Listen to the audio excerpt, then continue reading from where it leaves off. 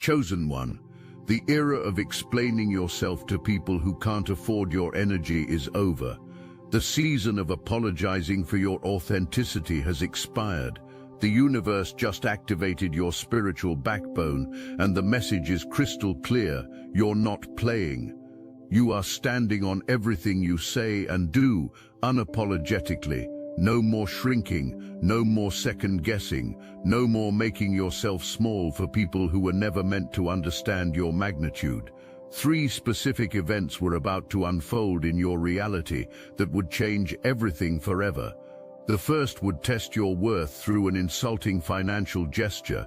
The second would challenge your newly established boundaries through manipulation disguised as desperation. The third would reveal the true nature of everyone in your orbit when you finally stopped playing their games. But we're getting ahead of ourselves, because before any of that could happen, something had to die within you first. Rontraz, the old version of yourself, died somewhere between last month and this morning. That version who apologized for breathing too loudly in rooms full of people who couldn't handle your light.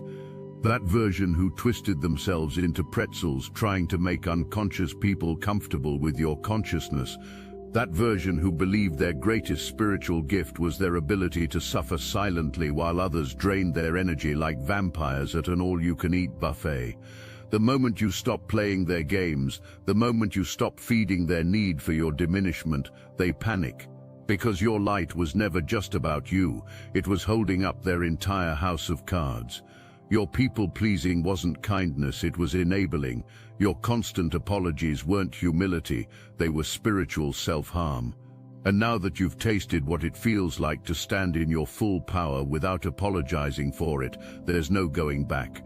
The signs were accumulating like evidence in a cosmic court case. The way your stomach would twist when you found yourself saying "I'm sorry" for things that weren't your fault. The way your energy would plummet after conversations where you talked yourself out of your own truth to make someone else comfortable.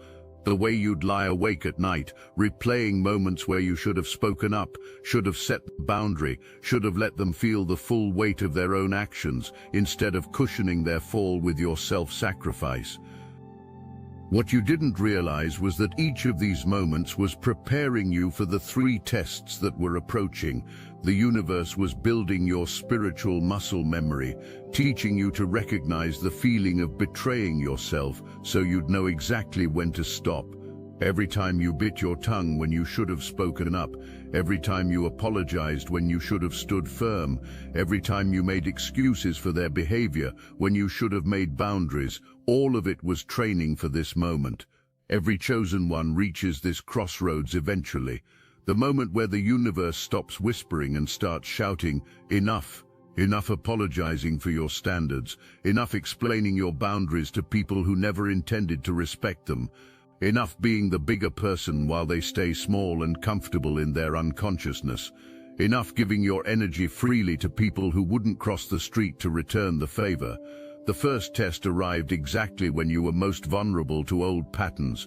Someone reached out with what appeared to be a gesture of connection, but carried the unmistakable energy of transaction. Not a donation, not appreciation for your work, not recognition of your value, but a cheap attempt to purchase access to your energy, your time, your attention. The audacity was breathtaking, and that's exactly why it was perfect. What forced your hand? Think about it. What was the final straw that made you realize you'd been playing a rigged game where everyone else got to be selfish while you got to be selfless? The prophet thought they could negotiate your worth with pocket change, treating you like a drive-through window where small bills bought big access. But something in you that had been dormant for too long suddenly roared to life. The universe has a sense of humor, how it orchestrates these perfectly timed wake-up calls, how it sends exactly the right level of disrespect at exactly the right moment to crack open your people-pleasing programming. Because that's what it was, programming. Years of conditioning that taught you to prioritize everyone else's comfort over your own peace. Years of being told that good people don't have boundaries, that spiritual people don't stand up for themselves, that evolved souls absorb abuse with grace and gratitude. Your response to the insult revealed something crucial. The old version of yourself was officially dead. Where you once might have felt grateful for any attention, you now felt insulted by low-effort manipulation. Where you once might have been flattered by the contact, you now saw the transaction disguised as connection. Where you once might have apologized for not being available, you now demanded they send real money or send nothing at all. But the second test was already brewing in the shadows. Someone from your past, someone who knew your old patterns, someone who remembered when you could be guilt-tripped into availability, was preparing to make their move. They would approach with what seemed like genuine need, disguised as spiritual seeking, wrapped in language designed to trigger your helper programming. The energy shift you're feeling right now isn't just personal, it's planetary. Chosen ones everywhere are simultaneously dropping their masks, setting their boundaries, and refusing to play roles that diminish their light. This is the great sorting, the moment where everyone reveals their true nature. The people who genuinely care about your well-being will respect your boundaries, even if they don't understand them. The people who were only there to use your energy will rage against your new standards, like demons fleeing holy water. Even when people offered more money, even when they used spiritual language, even when they seemed to acknowledge your value, if they approached you for services you'd clearly stopped offering, they were still trying to manipulate you back into old patterns. They saw your growth and decided to test whether it was real or performance. They witnessed your transformation and wondered if the right price could make you backslide. Watch how they respond when you stop making yourself small for their comfort. Watch how they scramble when you stop explaining your decisions to people who never earned the right to question them. Watch how they project their own spiritual poverty onto your abundance, calling you selfish for refusing to be their emotional support system, calling you heartless for declining to absorb their unprocessed trauma. The third test was the most revealing because it came from someone who should have known better, someone from your immediate environment, someone who witnessed your boundaries daily, someone who decided to ignore everything they'd observed and invite you into their low-vibration gathering anyway. The neighborhood woman who knocked on your door, playing friendly after months of distance, inviting you to parties where you'd be surrounded by people whose energy drained you, whose conversations bored you, whose values contradicted everything you'd fought to embody. This is where the real spiritual work begins, chosen one. Not in the meditation cushions or the crystal healing sessions, but in the messy, uncomfortable moment when someone tests your new boundaries and you have to choose between your old programming and your new power. When someone who used to walk all over you suddenly can't get a response to their manipulation tactics. When someone who took your kindness for weakness discovers that your compassion has boundaries and your love has conditions. The divine masculine within you is finally standing up. Not the toxic masculine that dominates through force, but the sacred masculine that protects through presence. The part of you that says, "Not in my house," when someone brings chaos to your peace. The part of you that knows when to extend grace and when to extend goodbye. The part of you that understands that sometimes love looks like a closed door. Your response to the third test revealed the full extent of your transformation. Where you once might have felt obligated to maintain neighborhood harmony, you now prioritized your energetic hygiene. Where you once might have attended out of politeness, you now declined out of self-respect. Where you once might have explained your absence, you now simply enforced your presence where it served your highest good. And the divine feminine within you is finally saying no. Not the wounded feminine that apologizes for existing, but the sovereign feminine that knows her worth without external validation. The part of you that can receive abundance without guilt, set standards without shame, and choose yourself without explanation. The part of you that understands that your energy is currency and not everyone deserves to be rich. Every single person who was upset about your transformation was benefiting from your dysfunction. The $5 prophet who thought money could buy access, the spiritual seeker who thought need could guilt you into service, the neighbor who thought proximity meant availability, all of them had been counting on your old programming to keep their comfort zone intact. Every single person who's upset about your transformation was benefiting from your dysfunction. Every single person who's calling you different, difficult, or demanding was counting on your doormat programming to keep their comfort zone intact.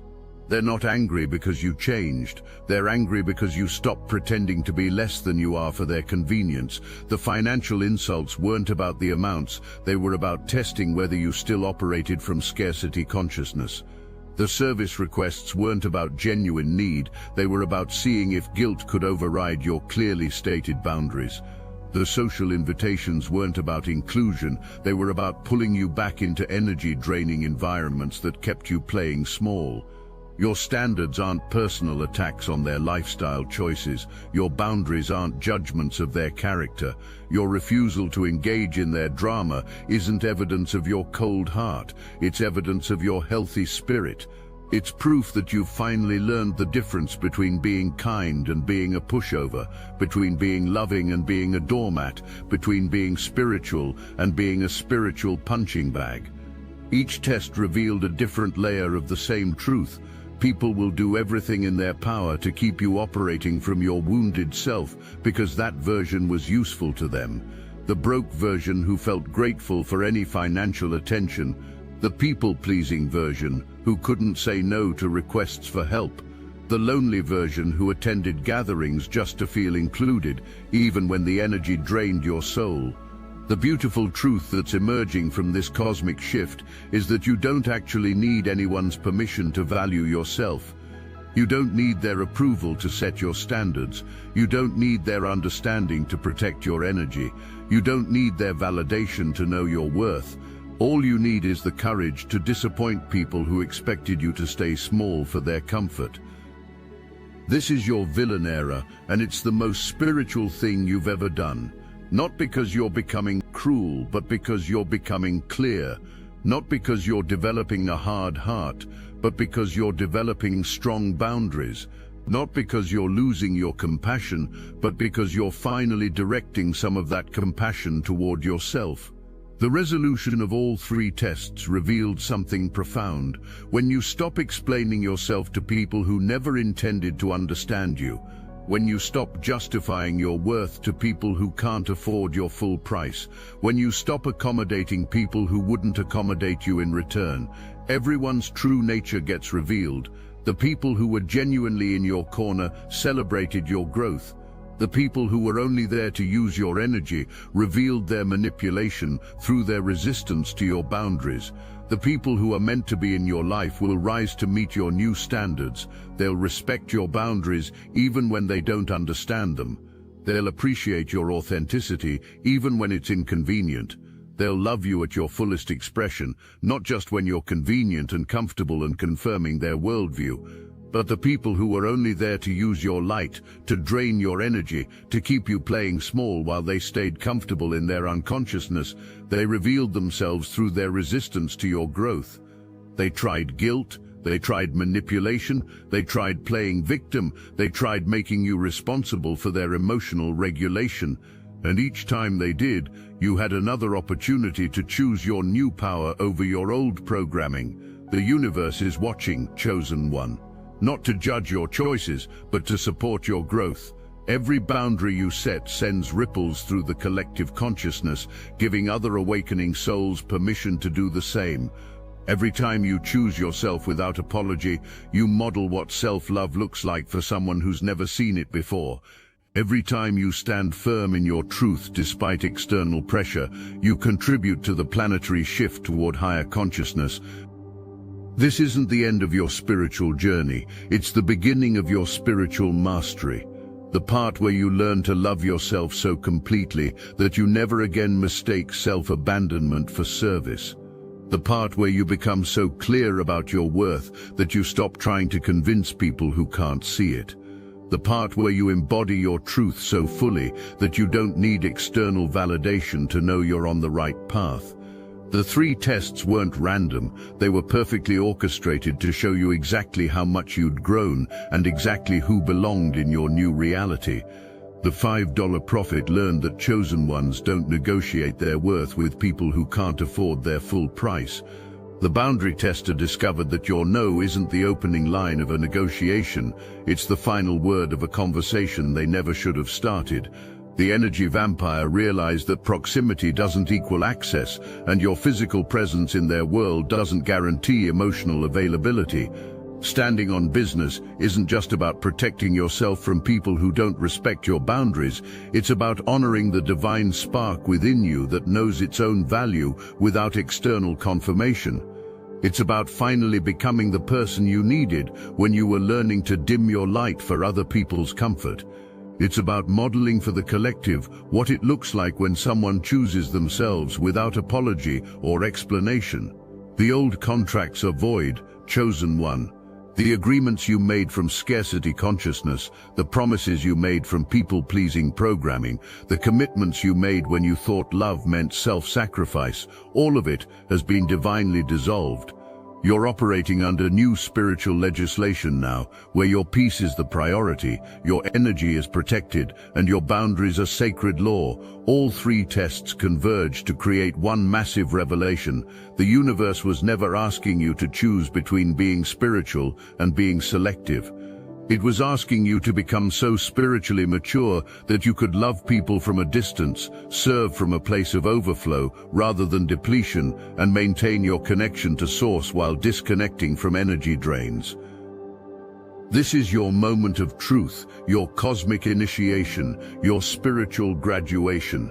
The universe spent years preparing you for this exact moment, when you would finally understand that apologizing for your authenticity is the greatest disservice you could ever do to the divine spark within you.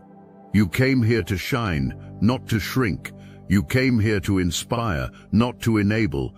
You came here to love yourself so completely that others remember how to love themselves too.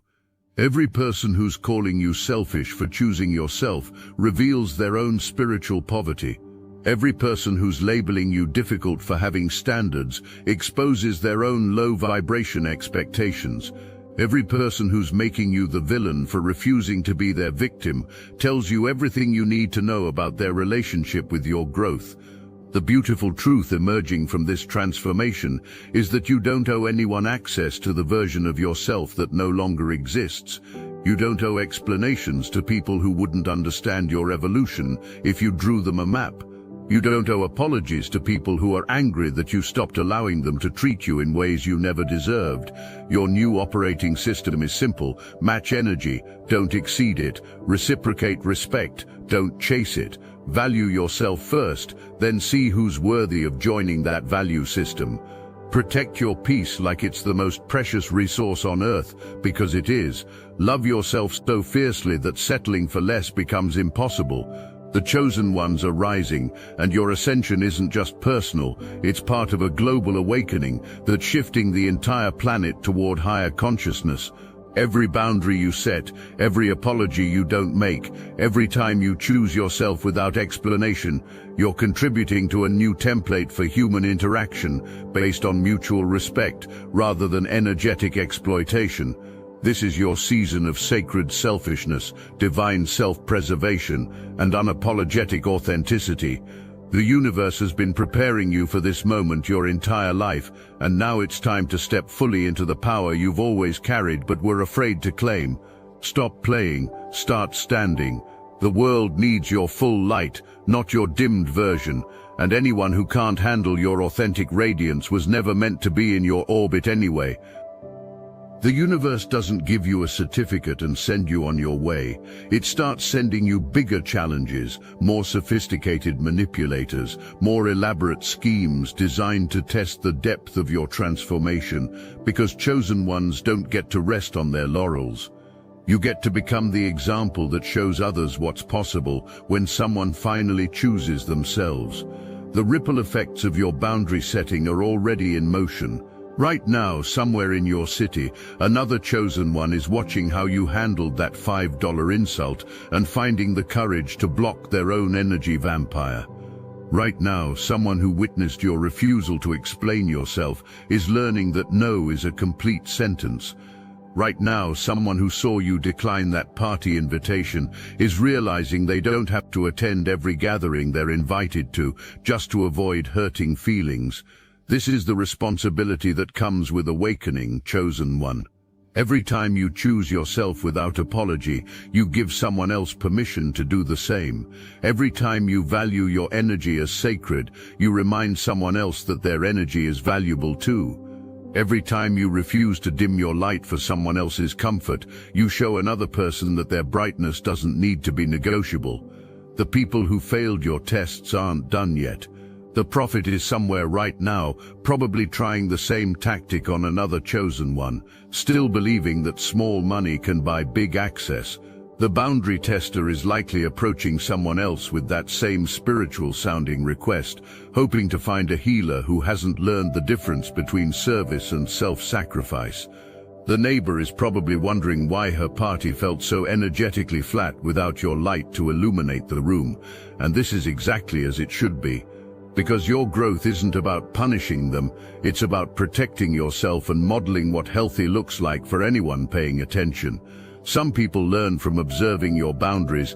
Others have to keep testing boundaries until they find someone still operating from wounded programming. Let them find each other. Stuffed. Now the following is a message meant exclusively for the chosen. If you are compromised by archonic forces, this is not meant for you. And by the spiritual authority conferred to us by the secret chiefs of the Obsidian Inner Order, we grant you license to depart. If not, steel yourself and listen intently, for you shall be redeemed even as we are redeemed. The Obsidian Inner Order is not a program, it's not a course, it's not some feel-good spiritual retreat. We don't sell answers, we remember together, we teach psychic self-defense. Real energetic shielding against entities, implants and interference. We restore manifestation as it was meant to be, raw, immediate and exact. Every week we gather in secret, not to worship but to awaken, to speak what can't be said anywhere else. To deprogram the matrix layer by layer. You'll know if you're meant to be there. You'll feel it in your bones. The chosen meet every week on Zoom. Why aren't you with us yet? Got Gnosis? Join the Obsidian Inner Order. Link in the description. You're about to discover something fascinating about your new energy signature, Chosen One. When you truly stop apologizing for your authenticity, when you genuinely stop explaining your worth to people who can't see it, when you authentically stop making yourself small for other people's comfort, your entire energetic field shifts. You start attracting different people, different opportunities, different experiences that actually match your elevated consciousness. The universe has been waiting for you to claim this power your entire life. Every heartbreak was preparation for this discernment. Every betrayal was training for this boundary setting. Every time someone took advantage of your kindness, you were learning the difference between genuine appreciation and energetic exploitation. Every time you gave your power away and felt that hollowness in your chest, you were building the internal alarm system that now goes off before you betray yourself. Watch what happens in the coming weeks as your new frequency stabilizes. Watch how the energy vampires in your life start avoiding you without you having to block them. They can sense that the feeding station is permanently closed. Watch how the manipulators stop trying their usual tactics on you. They recognize when someone has developed immunity to their programming. Watch how the people who used to feel comfortable disrespecting you suddenly start treating you with reverence. They can feel your unshakable self-worth radiating from your energy field. This is the part they don't tell you about spiritual growth. It's not just about becoming a better person, it's about becoming a person who naturally repels anyone who isn't operating from their highest self. Your elevated consciousness becomes a filter that only allows elevated interactions. Your healed energy becomes a magnet for other healed energies and a force field against wounded ones. But the most beautiful part of this transformation, Chosen One, is how it affects your relationship with yourself. Remember how it used to feel when you would compromise your boundaries to keep peace. Remember that sick feeling in your stomach when you'd apologize for things that weren't your fault. Remember the exhaustion that would hit you after giving your energy to people who didn't value it. All of that is gone now. In its place is something you might not have experienced since childhood, the simple joy of being yourself without apology.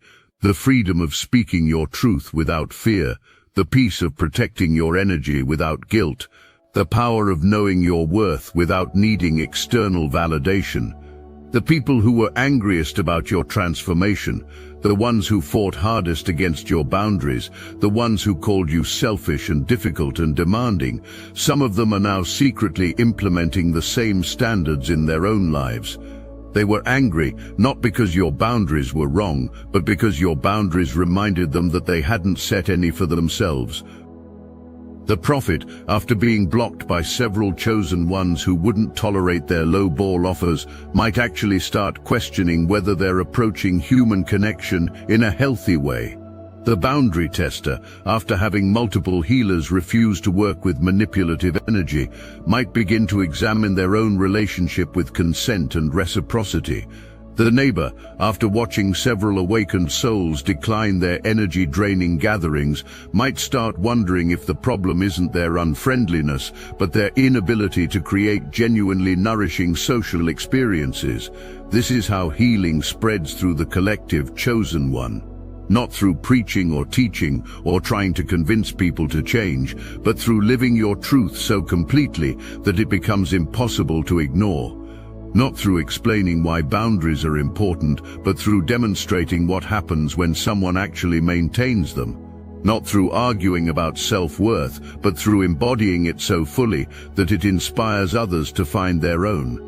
The universe is preparing even bigger tests for you now, but here's the beautiful difference: you're actually excited about them. Where you once feared conflict, you now see opportunities to practice your sovereignty. Where you once dreaded having to set boundaries, you now understand that boundaries are how you show love to yourself and to others. Where you once worried about disappointing people, you now recognize that disappointing someone who expected you to stay small is actually the kindest thing you can do for both of you. Your relationship with money is shifting too. The insult didn't just teach you about energy boundaries, it awakened your understanding of financial worth. You're no longer willing to undervalue your time, your skills, your presence, your energy. You're no longer available for bargain basement treatment from people who want premium access to your life. You're learning that when you refuse to accept less than your worth, you train the universe to send you more than you expected. The spiritual seeking manipulation didn't just protect you from energy drains, it clarified your relationship with service.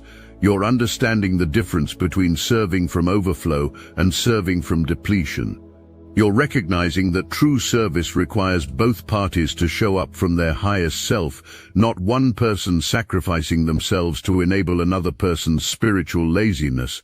You're learning that saying no to inappropriate requests is actually saying yes to appropriate opportunities.